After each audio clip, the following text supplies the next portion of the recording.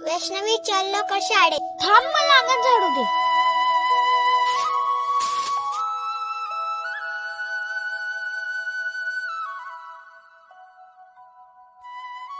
का ग वैष्णवी, तुझ्याकडे दप्तर नाही का?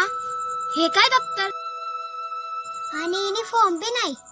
नाही ग, आम्ही खूप गरीब आहे. दीदी ये बघ. अरे वा, माझ्यासाठी नवीन दप्तर. काय ग दीदी, काय करते आहे? काय नाही ग, हे पाय बाबांनी नवी बॅग आणली. खूप छान आहे. हे हे घे पैसे. नको ग. घे ना ग. नको. तुला माझी शपथ आहे.